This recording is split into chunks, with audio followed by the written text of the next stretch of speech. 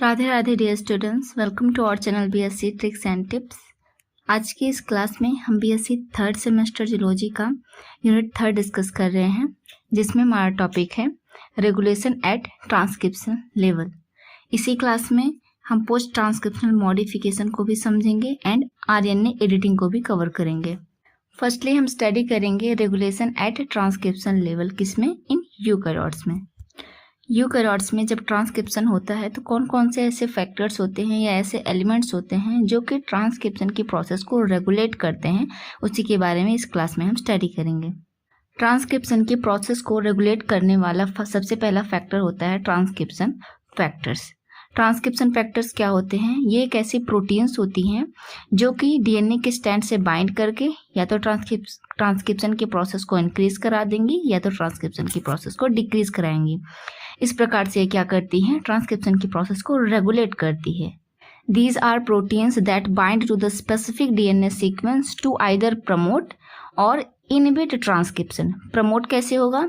जब उससे कोई एक्टिवेटर जाके बाइंड करेगा, और इनहिबिट कब होगा ट्रांसक्रिप्शन? जब जाके उससे रिप्रेसर बाइंड करेगा।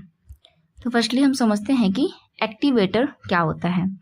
bind to the enhancer sequence which can be located far from the gene and interact with the transcription machinery to stimulate RNA polymerase activity।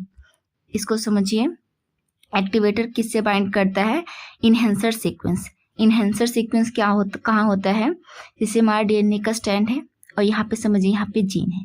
ये जीन से फार होता है, यानी कि जीन से दूर प्रेजेंट होता है हमारा इनहेंसर सीक्वेंस, और इसी इनहेंसर सीक्वेंस से जाके एक्टिवेटर बाइंड करता है और क्या करेगा? ट्रांसक्रिप्शन की प्रोसेस को इनहेंस कर देगा। नेक्स्ट है repressor. Repressor bind to the silencer sequence and block the transcription. DNA के स्टैंड पे क्या होता है? साइलेंसर सीक्वेंस होता है। उस साइलेंसर सीक्वेंस से जब रिप्रेसर प्रोटीन जाके बाइंड कर लेता है तो क्या करेगा? ट्रांसक्रिप्शन की प्रोसेस को या तो उसको डिक्रीज कर देगा या तो स्टॉप कर देगा। एंड नेक्स्ट एलिमेंट्स है जो कि ट्रांसक्रिप्शन को रेगुलेट करते हैं, वो है ट्रांसक्रिप्शन रेगुलेटरी सीक्वेंस। डीएनए के स्टैंड पे कुछ ऐसे सीक्वेंस होते हैं जो ट्रांसक्रिप्शन को रेगुलेट करते हैं, इसीलिए उसे हम ट्रांसक्रिप्शन रेगुलेटरी सीक्वेंस कहते हैं। These are DNA sequence that control gene expression. DNA sequence किसके बने होंगे? डीएनए की। तो ये डीएनए सीक्वेंस होते हैं जो जीन के एक्सप्रेशन को रेगुलेट करते हैं। तो फर्स्ट होता है हमारा promoter. Contain core elements like TATA box that are essential for initiation transcription. हम जानते हैं कि यूकैरियोट्स में जो प्रमोटर रीजन होता है वहाँ पे टाटा बॉक्स होता है। टाटा बॉक्स यानी कि एक स्टार्ट रीजन होता है जहाँ से ट्रांसक्रिप्शन की प्रोसेस स्टार्ट होती है, और इसी से आगे आरएनए पॉलीमरेज जब बाइंड होता है तब यहाँ पे फर्दर ट्रांसक्रिप्शन की प्रोसेस होती है। नेक्स्ट है इनहेंसर। अभी देखिए वहाँ पे हमने पढ़ा था कि इनहेंसर से कौन बाइंड कर रहा था? एक्टिवेटर। तो इनहेंसर क्या होता है? Distant DNA element. Distant DNA elements में डीएनए के एलिमेंट से दूर होता है। जैसे यहाँ पे डीएनए का एलिमेंट क्या होगा? जीन होगा, तो डीएनए के एलिमेंट से दूर होता है। That can bind activators to greatly increase the rate of transcription. जब इनहेंसर सीक्वेंस क्या करेगा? बाइंड करेगा एक्टिवेटर से, तो इंक्रीज कर देगा ट्रांसक्रिप्शन को। नेक्स्ट है silencer. DNA sequence that bind repressor to decrease और stop the transcription. Silencer sequence क्या करेगा? रिप्रेसर से बाइंड करेगा, या तो ट्रांसक्रिप्शन की प्रोसेस को डिक्रीज कर देगा या स्टॉप कर देगा। नेक्स्ट एंड थर्ड एलिमेंट है हमारा क्रोमैटिन स्ट्रक्चर एंड रीमॉडलिंग। यहाँ पे समझिए, क्रोमैटिन स्ट्रक्चर एंड रीमॉडलिंग का मतलब क्या है? DNA in eukaryotes is packed into chromatin which can makes gene inaccessible. हम जानते हैं कि हमारा जो सेल का न्यूक्लियस होता है उसमें पाए जाते हैं क्रोमैटिन थ्रेड्स, और क्रोमैटिन थ्रेड्स बने हुए होते हैं किसके? डीएनए के और हिस्टोन प्रोटीन के। जब डीएनए को हिस्टोन प्रोटीन के ऊपर रैप्ड कर लिया जाता है तो क्या होता है? क्रोमैटिन का फॉर्मेशन होता है, और अधिक रैप्ड होने के कारण जो डीएनए होता है वो इनएक्सेसिबल होता है, यानी कि उसको रीड करना ईजी नहीं होता है। अब क्रोमैटिन के स्ट्रक्चर्स में चेंजेस करके हम क्या करेंगे? ट्रांसक्रिप्शन की प्रोसेस को रेगुलेट करेंगे। तो फर्स्ट होता है chromatin remodelling. Are protein complexes, हमने देखिए पिछले क्लासेस में पढ़ा था क्रोमैटिन रीमॉडलिंग कॉम्प्लेक्स होता है, वो क्या होता है, एक प्रोटीन कॉम्प्लेक्स होता है that can alter the structure of chromatin, जो कि क्रोमैटिन के स्ट्रक्चर को चेंज कर देता है। Increase DNA accessibility for transcription, जिससे डीएनए की एक्सेसिबिलिटी इंक्रीज हो जाएगी और ट्रांसक्रिप्शन की प्रोसेस स्टार्ट हो जाएगी। फोर्थ एलिमेंट है हमारा डीएनए मेथाइलेशन। डीएनए मेथाइलेशन भी एक ऐसा प्रोसेस होता है जिसके थ्रू हम क्या करते हैं, जीन के एक्सप्रेशन को रेगुलेट कर सकते हैं ट्रांसक्रिप्शन के लेवल पे। ये क्या है, the addition of methyl group to DNA can lead to gene silencing further controlling gene expression level. Gene के स्टैंड से जब जाके मेथिल ग्रुप ज्वाइंट हो जाता है तो क्या करता है, वहां पे ट्रांसक्रिप्शन की प्रोसेस को स्टॉप कर देता है। यहाँ पे हमारा रेगुलेशन है ट्रांसक्रिप्शन लेवल कंप्लीट होता है। नेक्स्ट हम देखेंगे पोस्ट ट्रांसक्रिप्शनल मॉडिफिकेशन, जिसमें कैपिंग, स्लाइसिंग एंड पॉलीएडेनाइलेशन आता है। पिछली क्लासेस में जब हमने यूकैरियोट्स में ट्रांसक्रिप्शन एंड ट्रांसलेशन को पढ़ा था, उस टाइम वहाँ पे हमने पोस्ट ट्रांसक्रिप्शनल मॉडिफिकेशन को डिस्कस किया है, बट यहाँ पे एक और बार हम उसको स्टडी करेंगे। तो हेडिंग क्या है हमारी, पोस्ट ट्रांसक्रिप्शनल मॉडिफिकेशन। जैसे कि टर्म से ही क्लियर हो रहा है कि ट्रांसक्रिप्शन के बाद का इवेंट, यानी कि पोस्ट ट्रांसक्रिप्शनल मॉडिफिकेशन, ट्रांसक्रिप्शन के बाद जो मॉडिफिकेशन हो रही है उसको कहा जा रहा है पोस्ट ट्रांसक्रिप्शनल मॉडिफिकेशन। ऐसा क्यों किया जा रहा है, देखिए यूकैरियोट्स में जब डीएनए से आरएनए बनता है तो क्या होता है, इमेच्योर होता है। अब इस इमेच्योर आरएनए को मैच्योर आरएनए बनाने के लिए यहाँ पे किया जाता है पोस्ट ट्रांसक्रिप्शनल मॉडिफिकेशन, जिसमें कि 3 स्टेप्स इन्वॉल्व होते हैं, capping, splicing and पॉलीएडेनाइलेशन।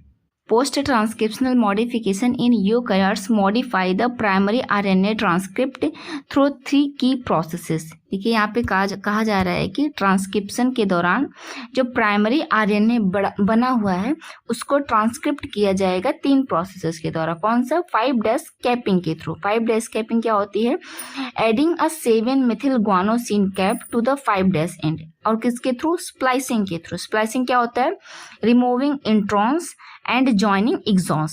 And third चीज क्या है, 3' पॉलीएडेनाइलेशन। इसमें क्या होता है, adding a poly A tail of adenine nucleotide to the 3' end. इन तीनों प्रोसेस को हम आगे चल के डिटेल में स्टडी करेंगे। These modification are essential for protecting the mRNA from degradation, facilitating its transport from the nucleus to the cytoplasm and enhancing ribosome binding for protein synthesis। अब इसको समझिए, जब ये हमारा सेल है, सपोज इस सेल के अंदर न्यूक्लियस है और न्यूक्लियस के अंदर ही क्या होता है, ट्रांसक्रिप्शन की प्रोसेस होती है। और ट्रांसक्रिप्शन कंप्लीट होने के बाद पोस्ट ट्रांसक्रिप्शन की प्रोसेस भी न्यूक्लियस में होती है। क्यों, क्योंकि जो mRNA है अब इसको साइटोप्लाज्म में भेजना है हमें ट्रांसलेशन के लिए। जब ये साइटोप्लाज्म में जाएगा तो ये डिग्रेडेट ना हो जाए, ये स्टेबल बना रहे, इसके लिए पोस्ट ट्रांसक्रिप्शन की प्रोसेस की जाती है। चलिए इसके प्रोसेस को डिटेल में स्टडी करते हैं। तो फर्स्ट स्टेप होता है हमारा 5' कैपिंग। ये क्या होता है, अ मॉडिफाइड ग्वानिन न्यूक्लियोटाइड जो कि होता है 7 methyl guanosine is added to the 5' end of the RNA transcript. Suppose कि ये क्या है, हमारा mRNA का स्टैंड है, ठीक है। अब इस mRNA के स्टैंड पे क्या है, ये 5' एंड है, ये क्या है, 3' एंड है। अब इस 5' एंड से जाके हमारा जुड़ेगा 7 मेथिल ग्वानोसिन। 5' कैपिंग का क्या क्या इंपॉर्टेंस होता है, तो फर्स्ट होता है protection. It protect the RNA from being degraded by enzymes. ये क्या करता है, आरएनए को प्रोटेक्ट करता है ताकि वो एंजाइम से डिग्रेडेट ना हो। नेक्स्ट है export. It helps the mature mRNA to be export from the nucleus into the cytoplasm. ये क्या करेगा, mRNA को न्यूक्लियस से साइटोप्लाज्म में ट्रांसपोर्ट करने में हेल्प करेगा। नेक्स्ट है translation. It play a crucial role in the ribosomes ability to bind to the mRNA for the start of protein synthesis. ये ट्रांसलेशन की प्रोसेस में भी हेल्प करेगा ताकि प्रोटीन की सिंथेसिस हो सके। सेकेंड स्टेप है हमारा स्प्लाइसिंग। स्प्लाइसिंग जैसे कि टर्म से ही क्लियर हो रहा है, यहाँ पे क्या किया जाएगा, आरएनए के स्ट्रैंड की कटिंग की जाएगी। कैसे? हम जानते हैं कि आरएनए के स्ट्रैंड पे दो रीजन्स होते हैं, एक होता है इंट्रॉन, एक होता है एक्सॉन। इंट्रॉन्स एक्सॉन्स ऐसे ही आरएनए के स्ट्रैंड पे लगे हुए होते हैं। इंट्रॉन्स को हम नॉन कोडिंग रीजन कहते हैं, यानी कि ये प्रोटीन की सिंथेसिस नहीं करते, और एक्सॉन्स को हम कोडिंग रीजन कहते हैं, मीन्स ये प्रोटीन की सिंथेसिस करते हैं। तो यहाँ पे क्या किया जाएगा, इंट्रॉन्स का रिमूवल किया जाएगा ताकि सिर्फ हमें कोडिंग रीजन मिल सके जो कि प्रोटीन की सिंथेसिस कराएगा। The process of removing non-coding sequence called introns and joining the remaining coding sequence called exon together to form a continuous coding sequence, ताकि हमें क्या मिले, continuous coding sequence मिले। ऐसा करने से हमें क्या इंपॉर्टेंस होती है या क्या प्रॉफिट होता है? तो फर्स्ट है फंक्शनल mRNA। mRNA क्या बनेगा, फंक्शनल बनेगा। It creates a continuous mRNA molecule with only the necessary protein coding information. And next होगा increased protein diversity through the alternative splicing, different combination of exons can be joined allowing a single gene to produce multiple different proteins. और हम alternative splicing के through क्या कर सकते हैं, different proteins की varieties को बना सकते हैं। थर्ड स्टेप है हमारा 3' पॉलीएडिनाइलेशन। इसमें क्या होता है कि आरएनए के स्ट्रैंड पे यहाँ पे 5' कैपिंग होने के बाद यहाँ पे जो 3' एंड होता है, यहाँ पे एडेनिन ग्रुप जो होता है आके जुड़ता है। इसी को हम बोलते हैं कि 3' पॉलीएडिनाइलेशन। A long chain of adenine nucleotides known as the poly A tail is added to the 3' end of the mRNA transcript. पॉलीएडिनाइलेशन के इम्पोर्टेंस क्या होते हैं, ये क्या प्रोवाइड करता है, stability. It helps to stabilize the mRNA molecule. And next क्या होता है, export. Like the 5' cap the poly A tail assist in the transport of the mRNA from the nucleus to the cytoplasm. And third important होता है regulation. It can also play a role in regulating gene expression. तो यहाँ पे हमारा post transcriptional modification भी complete होता है। Next हम स्टडी करेंगे आरएनए एडिटिंग को, जो कि पोस्ट ट्रांसक्रिप्शनल मॉडिफिकेशन का ही एक पार्ट होता है। आइए इसको समझते हैं कि आरएनए एडिटिंग होती क्या है। RNA editing is a process of making specific discrete change to a RNA molecule after it's been made from DNA but before it's used to build a protein। RNA editing में क्या किया जाता है, transcription के बाद जब RNA का strand हमें ऑब्टेन होता है, अब इस आरएनए के स्ट्रैंड में जो न्यूक्लियोटाइड सीक्वेंस होते हैं इसमें ये चेंजेस कर दे, यानी कि न्यूक्लियोटाइड सीक्वेंस को या डिलीशन कर देगा या तो एडिशन कर देगा या सब्सटीट्यूशन कर देगा, कुछ ना कुछ चेंजेस करके इन न्यूक्लियोटाइड्स में क्या कर देगा, उसकी एडिटिंग करेगा।